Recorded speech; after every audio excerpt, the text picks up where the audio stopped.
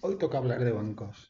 ¿Son una oportunidad? ¿No la son? Bueno, en general hay que explicar muy bien para los más novatos invirtiendo en bolsa que la situación es muy distinta a la que había, pues yo qué sé, hace 15, 20 años, ¿no? En aquel momento la banca española, Santander y BBVA al frente, pues tenían una expansión brutal. En América Latina eran capaces de exportar su modelo de negocio exitoso, tomar bancos poco rentables en América Latina, reducir personal, aplicar medidas de gestión más agresivas y pues ser ampliamente exitosos, como demuestran las cuotas de negocio que Santander y BBVA han conseguido en países de América Latina como México, como Brasil, etcétera.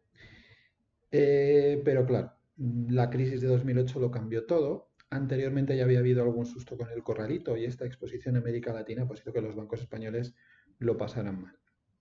El mercado madre, España, pues verdaderamente sufrió una hecatombe en los años de la crisis anterior y ahí es donde se reduce la morosidad, se reduce, perdón, los márgenes a niveles verdaderamente ridículos, en algunos casos por debajo del 2% de margen neto financiero, y con los tipos al cero pues cada vez se hace más difícil tener diferenciales positivos. Fijaros, por ejemplo, en el 2014 aún a la mitad de lo que llegó a valer el Banco Santander cotizaba por encima de los 7 euros, llegó a cotizar por encima de los 7 euros y estos días estamos rondando las cotizaciones mínimas, 1,7. ¿Por qué está cayendo tanto el Banco Santander? Bueno, pues márgenes bajos, la FED ayer diciendo que los tipos cero en Estados Unidos podrían durar hasta el 2023 y eso que parece que la recuperación en Estados Unidos empezará antes, pues no os quiero ni decir cuándo pueden llegar los tipos a estar por encima de cero en Europa.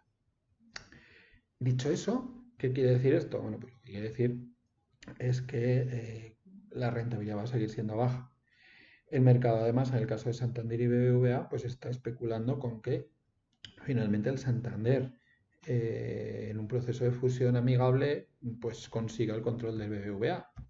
Daos cuenta que estos bancos, pongo el gráfico del BBVA también para que lo veáis, tenían un tamaño muy similar pues, un poco antes de la crisis. Y el BBVA ha ido quedándose atrás, bueno, pues en los últimos años vendió de manera sorpresiva su filial en Chile, que era una de las más rentables y una de las primeras, y la operación a todas luces pues vendría tal vez a permitir al BBVA pues levantar un poco cabeza. Y esta operación, aparte de que tenga problemas de competencia en España, como la banca en España está un poco más fragmentada, probablemente sí que pasaría el examen del regulador de competencia. El gran problema que yo le veo es en América Latina, porque hay mercados donde ambos están presentes con una presencia muy relevante, ¿no?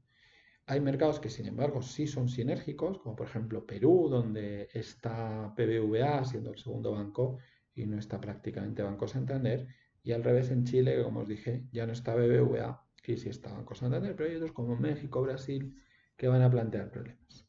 La operación tiene el sentido de supervivencia. Fijaros en bolsa las últimas semanas y meses, ¿no?, de estos bancos, donde aparte de que hayan caído mucho en bolsa, también es un tema de pérdida de interés, ¿no?, del mercado. El mercado básicamente está pasando de los valores financieros.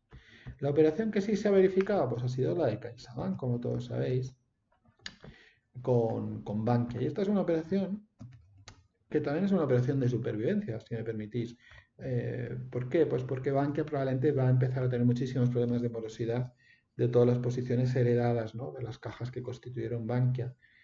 Y ahí es donde verdaderamente está el problema. Fijaos que CaixaBank, desde que salió a bolsa, pues verdaderamente ha perdido muchísimo valor, pero aun con todo, la pérdida de valor ha sido muy inferior a la que ha tenido comparado desde 2014 aquí con los dos grandes bancos españoles, ¿no? ¿Por qué? Pues lógicamente la menor exposición a mercados externos. España ha ido mal, pero en algunos casos, como por ejemplo Turquía para BBVA, ha sido un verdadero desastre.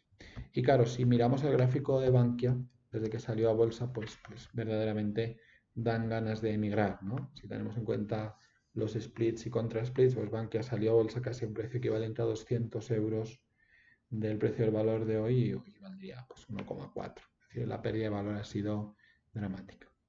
¿Quiere esto decir que los bancos españoles son los peores del mundo? Pues tampoco, porque si nos vamos, por ejemplo, a Deutsche Bank, fijaros que Deutsche Bank ha estado metida en todas las salsas que ha habido en la crisis, pues también ha perdido pues eso, el 80% de su capitalización bursátil en la última crisis, ¿no? Y lo mismo ocurre con bancos que están verdaderamente con muchos problemas de subsistencia. Lo he dicho, Banca ha tenido varios años consecutivos de pérdida. Estuve involucrado en varios escándalos, como por ejemplo los de Euribor, pero es que la pérdida de valor de Commerzbank, que es un banco más alemán, de negocio tradicional, pues ha sido prácticamente el 90%. Es decir, ¿hay bancos zombies en Europa? Sí, muchos, no solo en España, y vamos a asistir a procesos de fusión. ¿Se creará valor para el accionista? Si se hace bien. Lógicamente tiene sentido que un banco que esté bien de ratios de capital absorba un banco más pequeño que esté mal de ratios de capital. Si lo que hay es que se fusionen entidades que ya son zombie, es decir, dos bancos que estén mal de ratios de capital, eso va a generar problemillas. ¿Hay que comprar bancos pensando en el largo plazo? Yo, fijaros, y me permitís la broma, verdaderamente creo que sí, hay que pensar en el muy largo plazo, pero efectivamente hay una oportunidad verdaderamente interesante pensando, fijaros lo que os digo, a 5 o 10 años. Yo a corto plazo no tengo ni idea de lo que van a hacer los mercados, porque depende de muchas cosas, ¿no? Pero a largo plazo, efectivamente, los ratios, por ejemplo, estoy poniendo Banco Santander, pero había muchos muy similares, ¿no? Los ratios que encontramos de un Banco Santander, ¿no?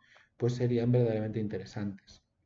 Aquí veis además que la caída que ha tenido la cotización pues ha sido brutal en los últimos meses. Ahí os he puesto los ratios además de lo que es el mercado. Perdonad, vuelvo a entrar porque me he sacado al índice de aviones de banca. Aquí está.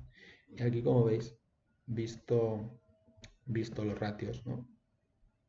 Los ratios de los bancos pues tienen precios, valores contables verdaderamente ridículos. Estamos hablando de 5 o 6 años de beneficios en algunos casos. Estamos hablando de bancos que están cotizando a un tercio del valor contable. Por mucho que se provisione, etcétera, etcétera, a largo plazo hay valor ahí, ¿no? Precios sobre activos tangibles del 0,45. Es decir, si alguien quiere hacerse una cartera con una visión de 5, 10, 15, 20 años, alguien que tenga 40 que piense en invertir algo aquí y no tocarlo hasta la jubilación, pues puede ser atractivo. A corto plazo la cosa puede pintar mal y sobre todo hay alguna probabilidad de que alguno de estos grandes bancos pues salga perdiendo en algún proceso de fusión.